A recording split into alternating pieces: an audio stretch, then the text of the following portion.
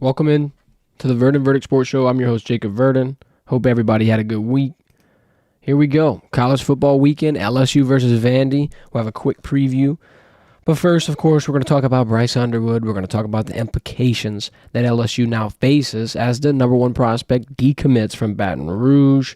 We're going to talk about who they could flip, the potential moves if a quarterback were to return to LSU. Got some game notes for you, LSU Vandy.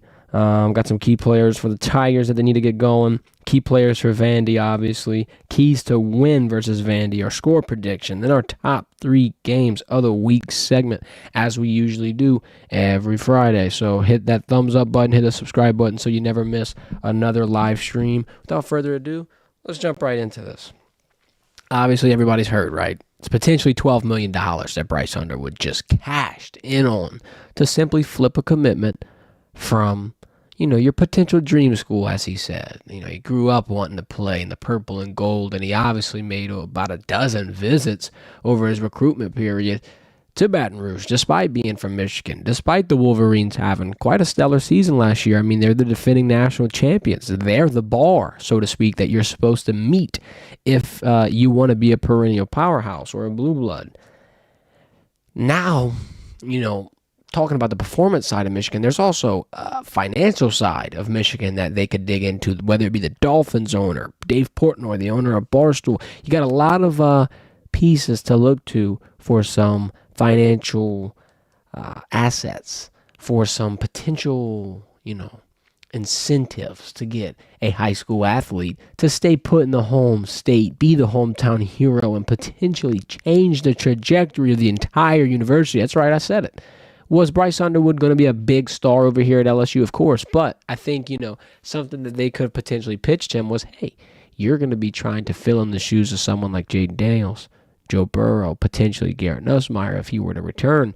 Might be a tough task. They might always hold you to that standard. I mean, look at how quarterbacks kind of get treated in college football, and specifically here at LSU. There's been a little bit of a growing pain phase, to say it very, sparingly. Obviously, we don't know the exact pitch or the exact way that they were able to woo the number one prospect. However, all I'm saying is, with the potential of a coaching change, with the potential of someone like Joe Sloan maybe being out of there, or at least as play caller, with Garrett Nussmeier potentially returning, and like I said, with the fact that, yeah, you're going to be in a spot where you can be successful, but a lot of other people have been successful before you. In this spot at Michigan, he could be kind of the trailblazer that culminates everything, attracts everybody, and helps push Michigan into a spot that they think that they can be in, especially with the world of NIL. Well, quite frankly, as we saw last night, the biggest bag wins. If you have the resources, if you have the alumni network, if you have the capabilities to be able to write blank checks and get an athlete that was committed to a program for over a year, you barely were able to recruit him, you barely were able to get him on your campus, and yet he still gets home. I think it's indicative of where the program and just recruiting in general is heading. But where's LSU heading? How are you going to be able to turn this into a positive, if you even can? Where do the Tigers go, at least in terms of their quarterback room? I mean, you just spent the past year, maybe a year and change, courting Bryce Underwood, thinking you got him, thinking you got him and then some. DeCorian, Harlem, DJ. You really, I'm not going to say you didn't have time to go get a second option at quarterback, but there just really wasn't no reason. You thought you had the number one prospect. You thought you had a generational talent. You thought you had somebody that you were going to be able to just, kick your feet up and watch develop into another Heisman potential quarterback. Now, you're in a bit of a situation where you're either banking on the stuff you got here, go and be desperate in the transfer portal, or going to have to hurry up and use some of that NIL money that you have left on the table from Bryce Underwood and throw it at someone. There's not a lot of people to throw it at. We'll get into that. But real quick, if Garrett Nussmeier leaves, what are the implications, right? Obviously, you're going to be left scrambling. You're going to have A.J. Swan, Colin Hurley, Ricky Collins. Like I said, you're probably going to have to go swing in the transfer portal, and I'm just not comfortable with it. Does it work and does it happen? Of course. Ohio State got Will Howard. Oregon got Dylan Gabriel. Notre Dame got Riley Leonard. You got a lot of schools that were able to swing and hit right on the jaw and get the knockout blow. But you also have teams, hey, what about Florida State with DJ Uiagalelei? That was a swing where you whiffed and you lost your foot and you face planted in the middle of the ring, and now the ref's counting thinking you got knocked down. The transfer portal can go one of two ways. Flip a coin, let it fall, and pick heads or tails at this point, because it's about as polarizing of a decision as that. It's about as close of a decision as a 50-50 shot. Now, I'm not saying dumping money into a freshman quarterback was a safer decision. Obviously, I think no player at this point of their career is worth $12 million. Now, we can debate about it, obviously, because at this point, if you want to get a top recruit, quite frankly, that's the price tag you're going to have to pay. That's the amount of money you're going to have to be comfortable giving up, because the market just got reset here with Bryce Underwood cashing in for $3 million a year. Back in the gap, you'd have your jaw drop at a $3 million price tag on a player. Now, that's his annual salary. He's getting paid more than some coaches. There's a high potential that Bryce Underwood will be one of the biggest earners at Michigan's university come next season when he gets on campus. It's insane. But for LSU, with the transfer portal situation, I just think you're going to be in a little bit of an awkward spot, because you already kind of had to hit it maybe in an offensive line area, maybe in a secondary area, maybe even in a running back area, potentially a linebacker area, even if Harold Perkins goes to the NFL draft.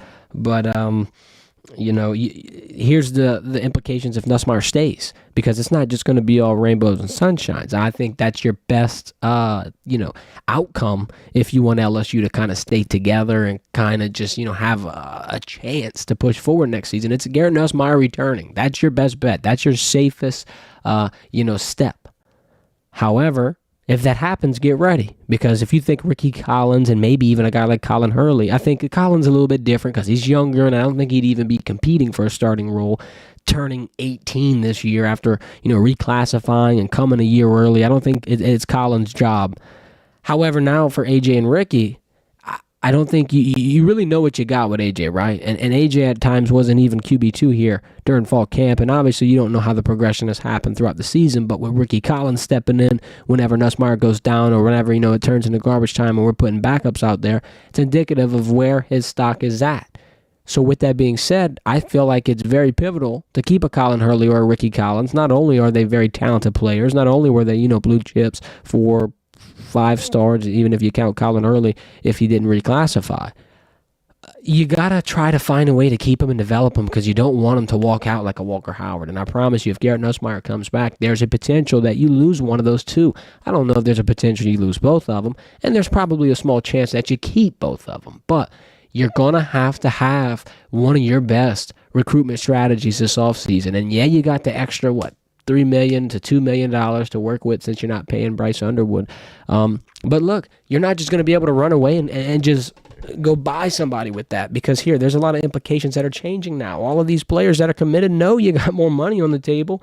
I'm sure like a guy like Jakeem Stewart, he's going to want some more dough. It's rumored his NIL valuation, or at least the deal that he's negotiating with LSU, is under $1 million, and I'm sure that they can get past that point. Same thing with DJ Pickett. He just said Georgia was the best environment he saw at night in their win over Tennessee. He came to LSU. I believe he came to LSU multiple times. He saw LSU win at home. He saw the stadium packed out and crowded. Now, whether it be true or not, if it's a tough environment, is besides the point. He's making a very clear message. It's not that he's locked in at Georgia, but it's that it's piquing his interest. And it's that Georgia's echelon and, history of putting out talented DBs or just defensive players in general who can translate their skills to the NFL, it's appealing.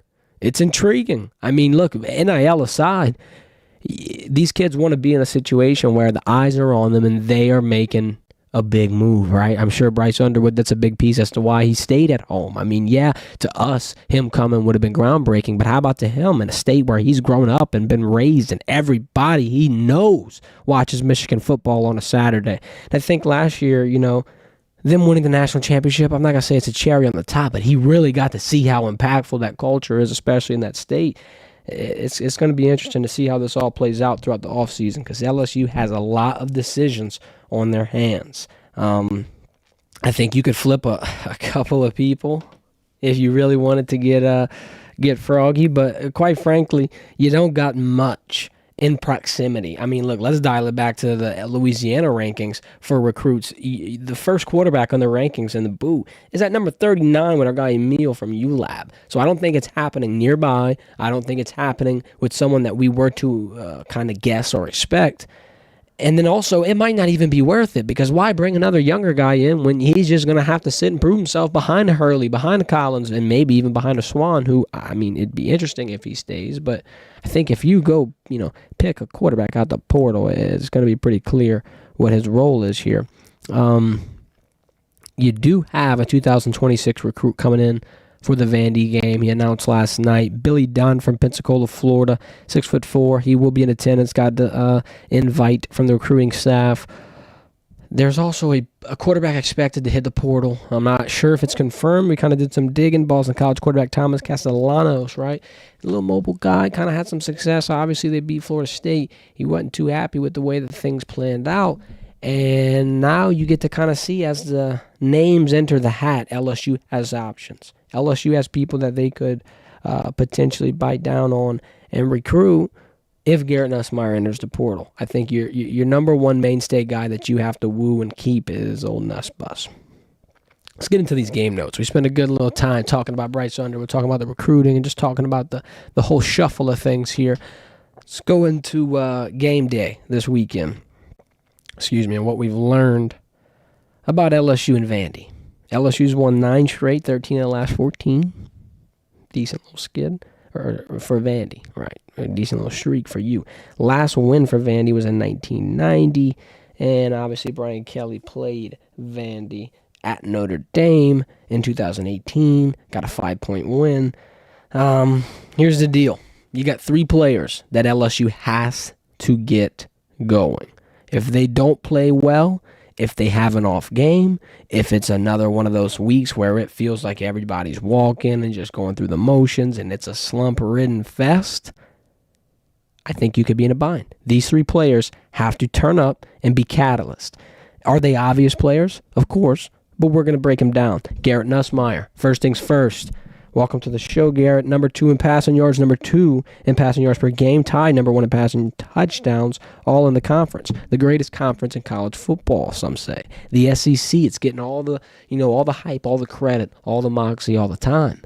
It's got all the competition, all the big elite teams. I mean, sure, yeah, you got some fringe teams in the Big Ten that can make some noise. You got some other outsiders outside the SEC. But for the most part, when your quarterback is leading the conference in these major statistical categories, you know you got something. And when you got something, and when there's smoke, like they say, there's fire. I think Garrett Nussmeier has been able to add enough consistency this year, and he's getting a little more comfortable. Obviously, you want to see him get protected by the offensive line as he was at the beginning of the year. Injuries have kind of popped in and out, in and out, in and out.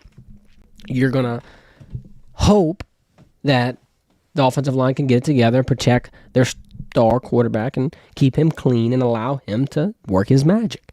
If Garrett Nussmeier isn't uberly pressured and isn't in a situation where he has to come up with points every single drive, and not just points, but touchdowns after touchdowns after touchdowns, then they could be in a spot where you beat Vandy. And how about this? We're talking about keys to the game and ways to beat the Commodores. I mean, we really just wouldn't have imagined we'd be in the spot preseason. I can't get over that. Let's move on to the next player that LSU has to have going. Kyron Lacey, number 2. Old Dose. He's number 5 in receptions in the SEC, number 2 in touchdowns, number 6 in receiving yards. He's not doing bad. But by the same token, he's also not doing as good as you would have hoped. As good as you, quite frankly, would have expected. I mean, we thought Kyron Lacey had the potential to be like a Malik Neighbors. Now, does he?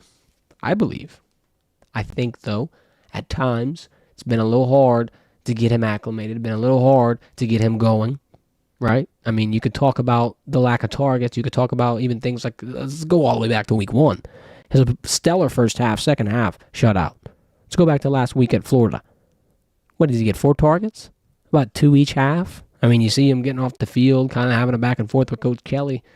He's obviously in a situation where, I'm not going to put words in his mouth, but he probably wants to up the production. He probably wants to put himself in a situation where he is not stressing about draft stocks. This weekend is when you can do that. Put everything behind you, perform. Lastly, Whit Weeks, number 3 in tackles per game. He's been playing on fire. However, I think it's kind of gone under the radar a little bit. And how do I put this, right? So the Alabama game, he gets double-digit tackles, but Alabama stomps on LSU, kills LSU in the first half, kind of, and nobody notices. Whit Weeks is one of those players that has really been consistently raising his level of play. And, I mean, does he have times where he falls off, and does he have times where you obviously wish you'd make a bigger play here or there? I mean, yeah, that's football. When your team is losing 3 straight, you're going to want to look back in hindsight and change a couple of things. But in reality, your biggest bright spot for next season with guys like Swinson, Savion Jones, Zy Alexander, potentially Greg Penn, Harold Perkins, all gone, Whit Weeks returning is your brightest spot. And I think, if he can get some type of push going and end this season on a hot note, as quite frankly as he started, when he started getting pushed into the lineup and just playing like his hair was on fire, double-digit tackles every week. Now he's in a situation where he's averaging 9.5 a game. If he can continue this output and finish the year, I think you got a pretty good shot at seeing a Whit Weeks number 7. And that's if Harold Perkins and all your star players leave. I'm just saying, that's your best guy. Whit Weeks is without a doubt your best defensive player next year if the attrition hits and the NFL draft comes calling to a lot of people on this starting lineup. Let's move on to the key players for Vandy. I got 2 of them. Only 2. These are some of the most important pieces, though. You got Diego Pavia, right? The quarterback. The MVP. The CEO. Whatever you want to call him, he's him. How about him? He's been the leading rusher for Vandy, 600-plus rushing yards, 5-plus rushing touchdowns. I believe he's got about 15 through the air, kind of a lower on that end, but guess what? He's about as mobile can get. And that's nails on a chalkboard to LSU fans, maybe even LSU coaches right now. A mobile quarterback's the last thing you need to play. I mean, let's take it back to Marcel Reed and A&M. Skip the bye week. What about Jalen Milroe in Alabama? Move on next week. Let's take a road trip to Gainesville, home of Tom Petty. Where did DJ Lagway get stopped? I mean, you're in a situation where for 3 weeks in a row, mobile quarterbacks have whooped you, spanked you, put you in a situation where you did not look like the team anybody thought you were. 3-game skid, and now LSU is looking for a new identity, looking for a new quarterback of the future, potentially looking for a new coordinator. I mean, you've had a lot of things flip on its head. Don't let Diego Pavia, however you pronounce my guy's last name, don't let him take over and ball all over you, because I think that'll be a killer. Next and final player to watch for Vandy, Eli Stowers, your tight end. He leads the team in receptions with 42. By the way, second place, 24. 24 catches for second place. He's got 42. Spin those numbers backwards. He's almost got double second place. He's got 4 touchdowns. What does this tell you? Obviously, they use him a lot, but he's a damn mismatch. If they have trouble guarding a tight end, if they have trouble getting push and stopping a mobile quarterback, and this defense just gets beat after beat after beat, and LSU has to score 4 touchdowns to defeat Vandy at home, we're in a bind. That's all I got to say. Do I see it happening? Look, it's hard to bet against LSU to have 4 weeks in a row where they lose. 4 weeks in a row where the same thing almost defeats them. 4 weeks in a row where the offense cannot answer the bell. Here's your keys to victory, and they're simple. Stop the mobile quarterback. Stop the bleeding, please. It's happened time and time and time again. Are you good at it? Are you good at, kind of evolving, adjusting, changing to the scheme of your opponent? Or are you going to let them dictate and control how the game is brought to you? Let's see. Is LSU proactive or reactionary on defense? Let's really get the final test here. Key number 2, please be inspired. Play with purpose. I get it. The college football playoffs is off. You are in a situation where the nation's watching, whether you like it or not. Recruits are watching, whether you care or not. Potential transfers will be watching. And athletic legislators, the decision makers, the big head honchos at LSU will be watching. If you drop a home game to Vandy at night in Baton Rouge, oh my Lord, are you going to have some issues? And I'm not saying you're going to be in a coaching search, and I'm not saying you're going to lose every recruit that you have in the class, although those two possibilities not impossible. You're going to be in an identity crisis because we thought LSU in year 3 was going to do this. Maybe enter a playoff, maybe get batted out, and then kind of relock and reload and be a few pieces away. Now it looks like LSU is panicking and entering full rebuild mode. Obviously, it could turn around this Saturday. I think we've got an interesting matchup on our hands. I think it's a matchup that's going to test you in ways that you've been tested throughout the last 3 to 4 weeks, and you failed all of those tests. How are you going to turn this around? How are you going to look like you've grown? How are you going to shock college football? Is it going to be for the good or for the bad? I'm thinking LSU takes it. I'm going to guess 31-21. Nothing's impossible at this point, unfortunately. Real quick, before we predict our top 3 games of the week segment, I want to shout out our guys at Happy Dad Hard Seltzer. You know the drill. Best taste of hard seltzer on the market. Gluten-free, low in sugar. No artificial flavors. You know where to get it. You want to get it online. You want to get the merch. You want to rep the brand. We got a code for you. 15% off. Type in the promotional tab, Verdin15. We also got a link in the description for you. You can click that link. It brings you right to the website. You can go ahead and have it automatically applied.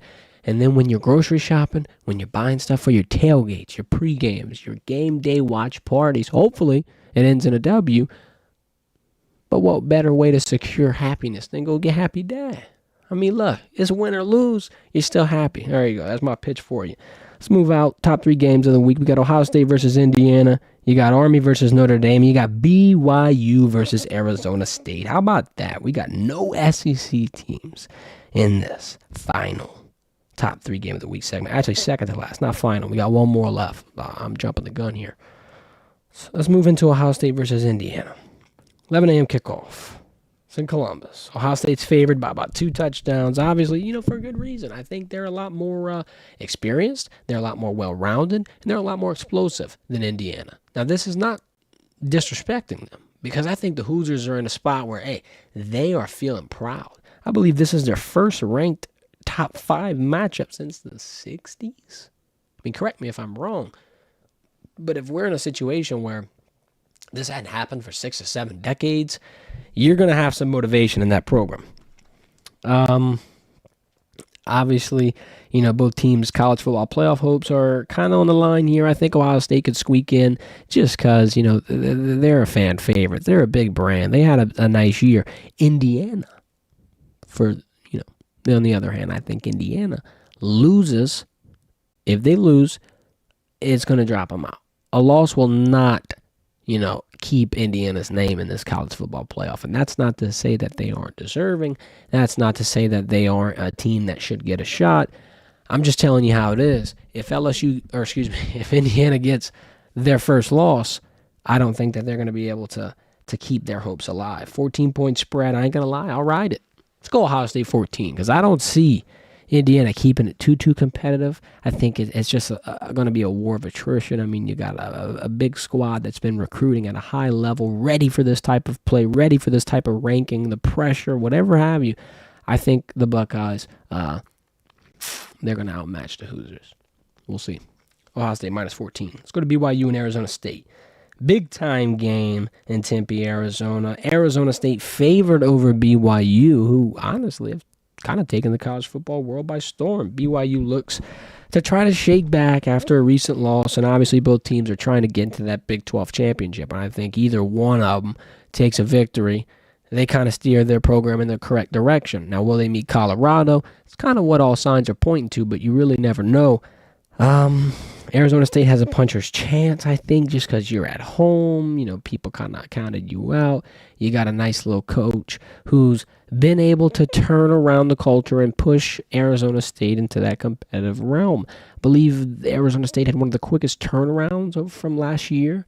Look, them getting to the 8-2 mark, I think you can't afford a loss, obviously. I don't think either team can. I think they're in similar spots to Indiana. If you drop one, college football playoffs are out of it. But it should be one of those games where, quite frankly, you see a give and take, a back and forth, a little bit of a shootout. Totals at 49. I'll slam the over. That's my pick for this game. Then we got Army Notre Dame. By the way, in Yankee Stadium. A little bit of Yankee Stadium football. Thought that was interesting. I think Notre Dame's going to get it done. I think it'll be a low-scoring affair. Obviously, we've got to see Army, and they're not a bad team. They're going to run the hell out of the ball, and I think the time could eventually get chewed away and kind of get out of hand. I'm going to go with an under 45. So that's over 49 for Arizona BYU, under 45 Army Notre Dame, and we got Ohio State minus 14. Look, we could be getting too big for our britches with those tall spreads, but it's Ohio State. They can't crumble, can they? It'll be interesting. Hope everybody enjoyed the stream. Please hit the like button on your way out. Hit the subscribe button. We will be at the game as usual tomorrow, getting you that game day coverage. So follow us on social medias so you stay updated at Verdin Verdict, and we got a link in the description for you to be able to go right into the app. Hit us with that follow. Stay tuned. We'll be doing our post-game show. We'll have that up either Saturday night or early Sunday morning for you. Hopefully it's a win. Hopefully it's positive. Hopefully we can kind of steer the ship, because it's looking like it's sinking. And it's looking like people are jumping off ship, unfortunately.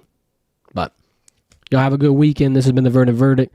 We'll be live again Monday at 1 p.m. Hit that subscribe button and that like button once again. It means the world. Enjoy your weekend.